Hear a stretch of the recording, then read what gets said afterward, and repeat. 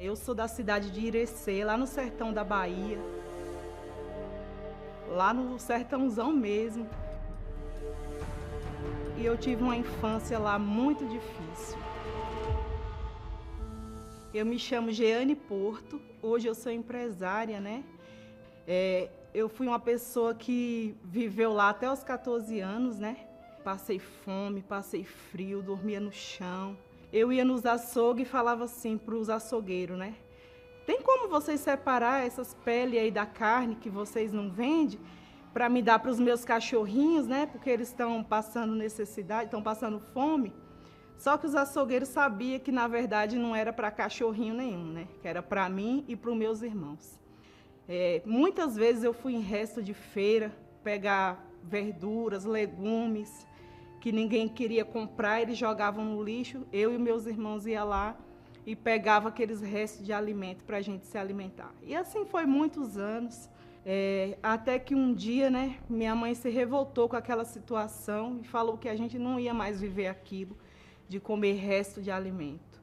Então ela decidiu que a gente iria embora para Brasília, achando que com a força do braço nossa vida melhoraria, né? Chegando em Brasília, a situação não mudou muito, porque também a gente não tinha estudo, meus pais também não tinham uma profissão. E aí eu também não aguentei aquela situação de ver meus pais saírem do sertão e ir para Brasília numa expectativa de uma vida melhor e nada melhorar. Então, aos 19 anos, eu deixei minha mãe, meu pai, toda a minha família e vim me aventurar em São Paulo, na casa de um parente, imaginando, né, que ali eu ia ser feliz. As coisas aqui em São Paulo ainda pareciam ser mais difícil ainda. Em 3 meses, eu passei por 6 empregos. Nada dava certo para mim. E aí, com tudo isso, eu conheci o meu esposo. Juntou a miséria com o miserável. Porque eu não sei quem que era mais miserável dos dois, se era eu ou se era ele. E foi assim, né, que a gente casou. Depois que a gente casou, eu fui morar com ele num porão. Eu engravidei da minha filha, as coisas piorou mais ainda, porque com uma criança, com um bebê, e a gente depois morava em 2 cômodos. Piorou mais ainda, porque aí já não era mais só eu e ele, né, tinha uma criança para sustentar. Então, quando eu cheguei na igreja, né, eu cheguei bem na época da Fogueira Santa e eu prestei muita atenção no testemunho que a moça estava contando. Lógico, ela tinha muitos bens materiais, mas não foi aquilo que me chamou a atenção. O que me chamou a atenção é que ela tinha um brilho no olhar, uma alegria assim que você via que vinha de dentro para fora ali nela. E quando ela começou a falar do Espírito Santo, eu olhei assim e eu falei, é isso que eu quero, é isso que me falta. E após uma busca maravilhosa na igreja, eu fiquei bem frustrada porque eu não recebi o Espírito Santo ali. Mas eu queria tanto que no dia seguinte eu resolvi fazer um jejum de 24 horas. Eu me tranquei no meu quarto, foi maravilhoso porque foi de imediato. Não tem nada que eu possa explicar para o Senhor desse dia que eu recebi o Espírito Santo. E ali, toda a tristeza de uma infância, toda a frustração de uma vida de fome, de miséria, de tristeza, morreu ali, naquele momento. Eu não sei explicar, mas ali nasceu uma guerreira. Ali o fogo entrou dentro de mim. Ali Deus soprou nas minhas narinas e ali eu tive vida. Só ali eu tive vida. Havia o brilho no olhar, alegria, prazer em estar viva, porque antes eu não tinha. E depois, né, que eu tive o batismo com o Espírito Santo, eu me tornei outra pessoa. E aí comecei aos pouquinhos, de fé em fé. Meu marido falava para mim fazer o curso de cabeleireira e eu rejeitava, falava que não. Fiquei muito tempo falando não, porque eu não me via capaz de fazer aquilo ali, né? Eu falava, não, isso não é para mim, isso não é para mim. Eu mesma me diminuía. E depois que eu tive o batismo com o Espírito Santo, nasceu aquela garra, aquela força, até que chegou uma fogueira santa que eu falei, não, agora é tudo ou nada. ou é esse Deus na nossa vida, ou é, não tinha mais outra escolha. E aí a gente foi com tudo para o altar. A gente colocou tudo de dentro de casa, fogão, geladeira, máquina de lavar, televisão. E aí eu coloquei meu cabelo no altar também, vendi, coloquei tudo no envelope. Na mesma época eu já tinha pedido, né, para o meu trabalho me mandar embora, já vinha em negociação durante muito tempo.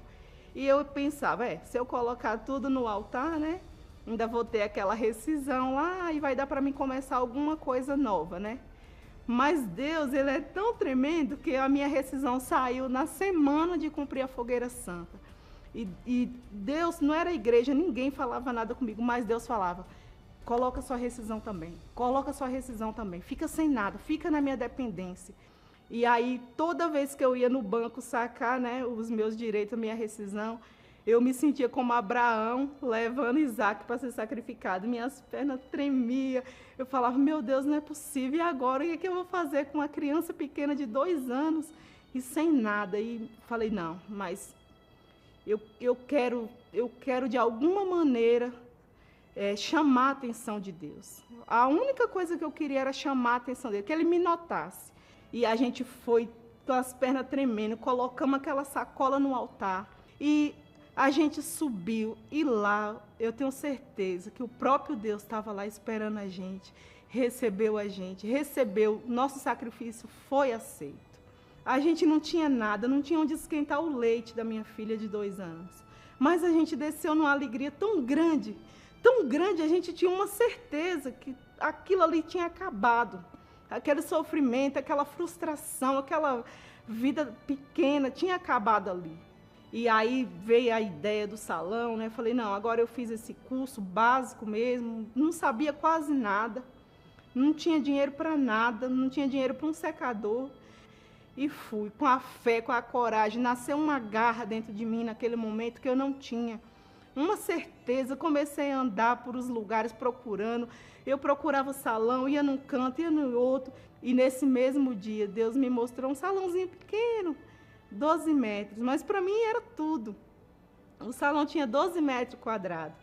E aí eu falei para o moço que eu não tinha dinheiro, não sabia como que eu ia pagar ele, que eu não tinha depósito, eu não tinha nada, mas que eu tinha certeza que era ali o meu salão que eu ia abrir. E aí ele pegou e falou assim, moça, fiquei com dó de você, você é tão guerreira, parece que você já é tão sofrida, eu vou te ajudar. Eu vou alugar para você esse salão e depois, mais para frente, você me paga o depósito, quando você começar a fazer cliente.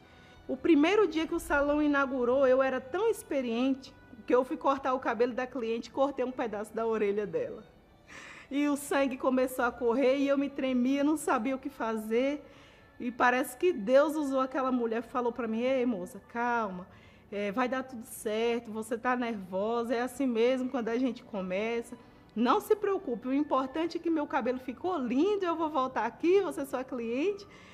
E dali então a gente foi crescendo, foi evoluindo. Hoje a gente tem 5 unidades, né, de salão espalhadas por São Paulo.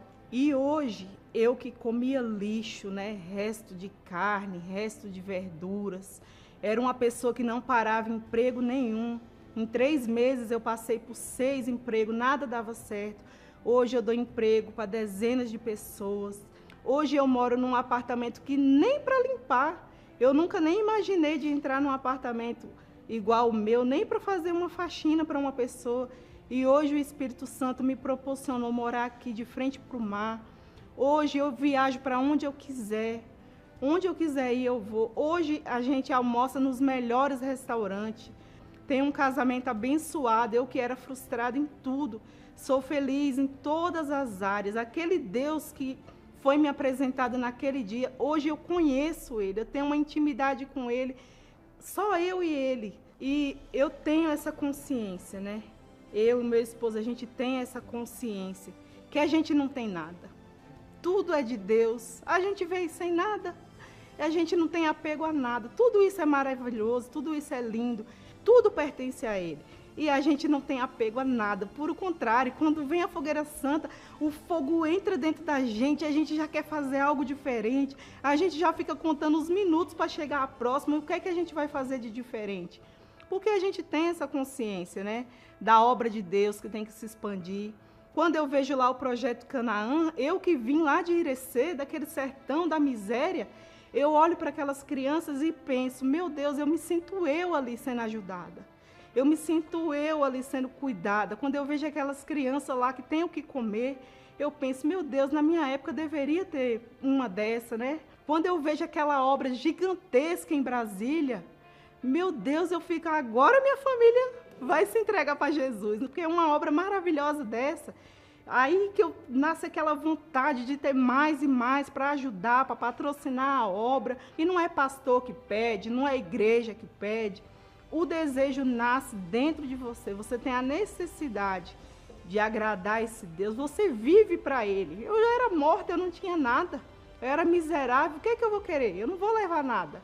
E nossa maior riqueza, nosso maior sonho é quando Jesus levar a gente contemplar a face dele e ele falar, essa é minha filha amada. Essa é minha filha amada que eu tenho prazer. Então, meu maior sonho hoje, tudo que eu faço é para esse dia chegar.